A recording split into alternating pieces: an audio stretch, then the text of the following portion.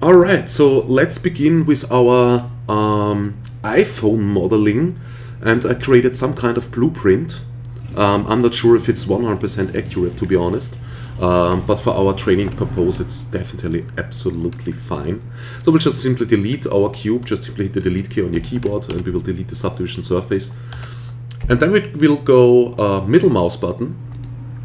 And as you can see, like this, we can change our views. We have 4 different views in Cinema 4D. Most of the time in all 3D applications that we will ever use, maybe. We have perspective, top, front, and right. We can also change the view here to something else if we want to. Right here, cameras, as you can see, this is set to right here. We could also set this here to top or bottom if we want to. If we don't need a right view but we need a bottom view, we could change this here, and we can do this for every single window. But I think right, front, and top and perspective is absolutely fine. So we will just simply hit another time the middle mouse button to jump into the top view. And to load a background image, because we need some kind of reference, of course, to model something, we will just simply go Options, Configure. So we're configuring this display here right now. Go here to Back, and in Back we can now load a background image. So we will just simply load this for now. Here I have it, perfect. You can download it, by the way. I think you should have a link on the bottom of this video.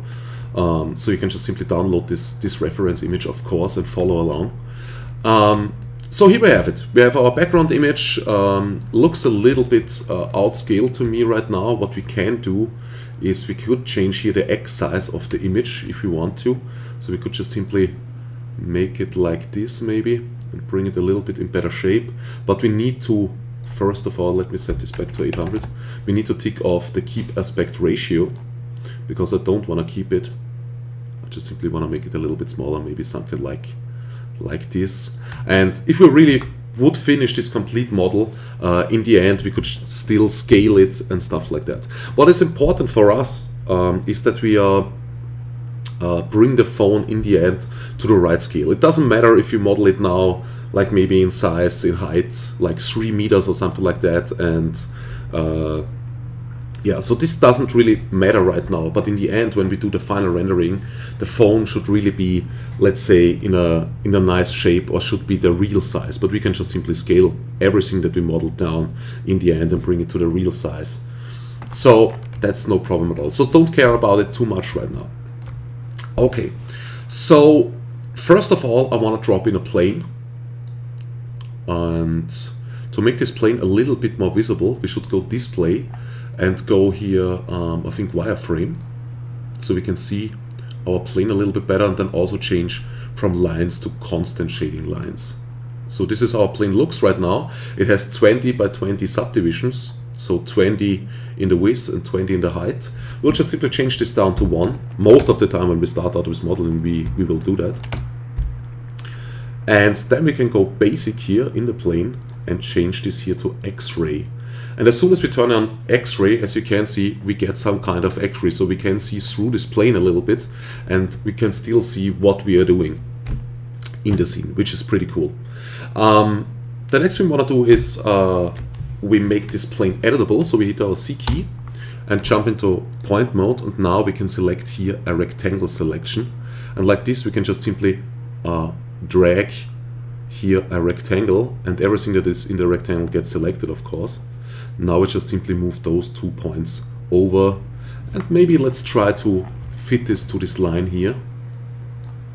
Whoops, let's do an undo. Did deselect my points, and let's bring this exactly in here. And let's do the exact same thing here. Let's bring this over here. Alright. And let's do the exact same thing for the bottom.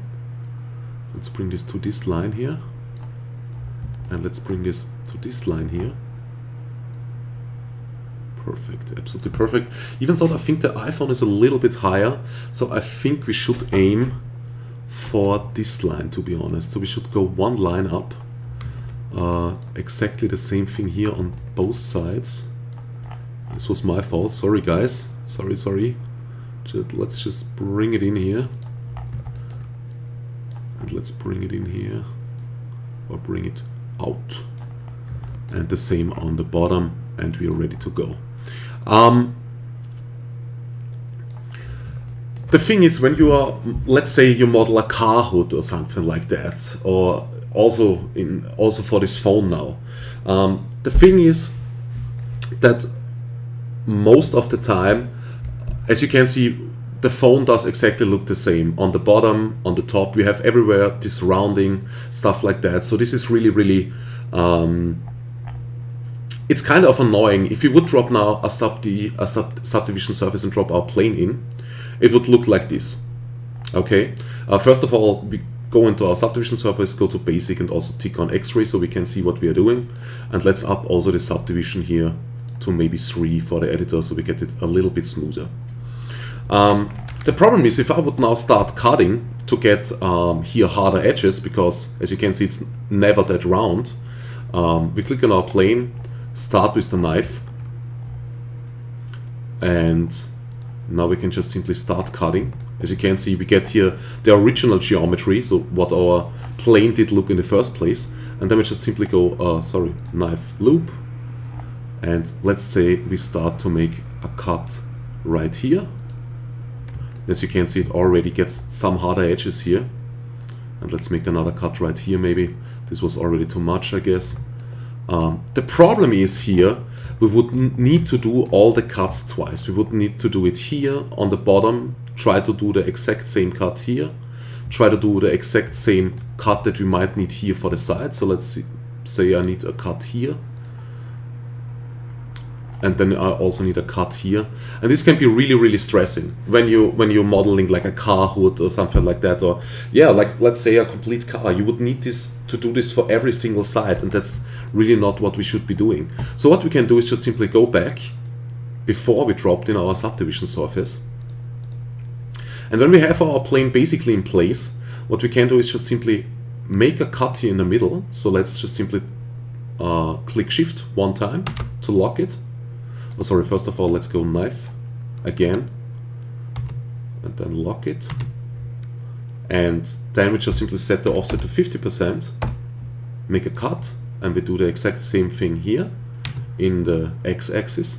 Also set the offset to 50% and make a cut. And now we can take just simply our move tool, or we could take the live selection, doesn't really matter. And then we go into poly mode and start to deleting those. And now we can just simply drop in a symmetry object, and let's put our plane in. And as you can see, what it's doing is just simply duplicating this. It's just simply mirroring it. And now we can take our plane, and let's try, let's go back to object mode. And now let's move them together till they stick. So we really, what we also could do, if our axis handle is just too far away from our object itself, we could just simply go mesh, axis center, center axis 2, and this will center our axis to our object. In this case, it's not really centered. It's I don't know, it's flowing around down here, but it's still good enough to move it around.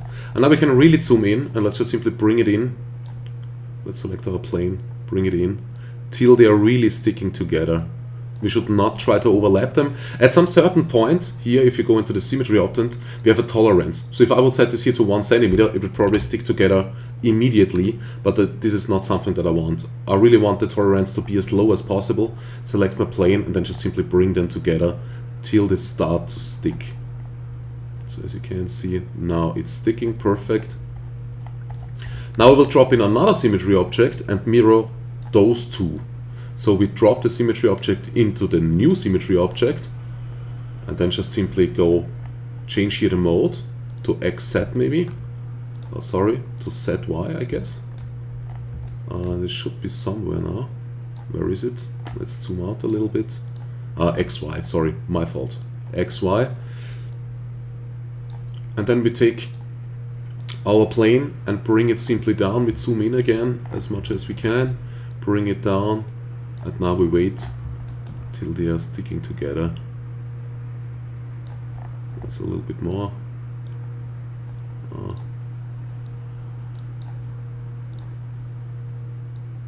Perfect. Absolutely perfect. Now we take our symmetry object, enable here in basic X-ray, and bring it back in place. So like this. Let's zoom in. Let's just simply center it here to this edge here.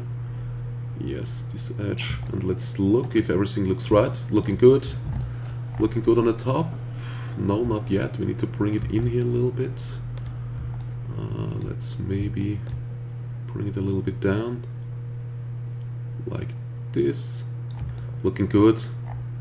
And the top looks good now as well. So everything is in place, but we have our symmetry object. So if we start now, let's take all this symmetry here, just simply drag and drop into the subdivision surface. You will get the same thing, but if we now start modeling on the plane, what will happen is just simply we are only cutting here on this little part, and everything else will just simply apply. So as you can see, as soon as I start here, just simply on this little plane, everything will apply down here, up here. So this is absolutely perfect for our modeling workflow. So we don't have to do everything over and over and over again. So that's pretty cool. Okay, so let's start out with this. Let's try to make a cut, and first of all, let me enable X-ray again here, and I will try to make maybe a cut, or maybe let's just simply go into the plane. Let's drop the plane out of the subdivision surface, and let's try to align the points here maybe a little bit better. Let me just simply take this point here and bring it in a little bit, and let's make a cut maybe around here. Let's take this point and let's bring it out here to our line. Maybe a little bit more downwards. No, I think it's okay. And let's make another cut around here.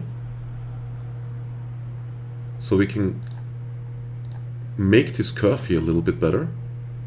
Maybe bring this up a little bit. And now we have some kind of curve already. Isn't smooth right now, of course, but we have some kind of curve here. So let's drop it back into the symmetry and into our subdivision surface of at least. And as you can see, we already get a little bit more to the shape, or closer to the shape that we are aiming for. So let's just simply take these points now in sub D mode, and let's move them around. And then we will just simply try to create some more points. Let's say around here maybe. Let me drop out the plane. And let's make a cut right here. And let's bring this point here a little bit more outwards, something like that. And I think this should be fine. Let's drop it back into the symmetry. So we have another point here. Let's bring this up. Yeah, looking good, looking good. And here we might need another cut because we're really not getting anywhere. Right here. Maybe around here. Yeah, looking better. Perfect. Let's bring this in a little bit more. Now we need to bring in this point a little bit more. And hit Control if you're not seeing your points anymore because they are just simply, they are black or some kind of grayish and they are overlapped by this black background or those black lines in the background. You can just simply hit Control A on your keyboard, so all points are selected and getting highlighted, but this way you can find them really easy. And then we just simply click on this one point that we want to move, select it, and then we just simply have our selection again. So that's pretty handy sometimes. So and let's move this point here down a little bit, and I think we need another cut down here so we have a little bit more control over this whole thing. Let's do it like this. Now we need to bring down this point, and we need to bring down this point. And I think this looks pretty good so far. Should really get a straight line here. Yeah. Okay. And this should be our basic shape for our iPhone. Doesn't look too shabby. Let's hit our middle mouse button. Middle mouse button again. Let's jump in here. And I think it looks pretty good for now. And as you can see, we have here some points left in the scene floating around that are not connected to anything right here.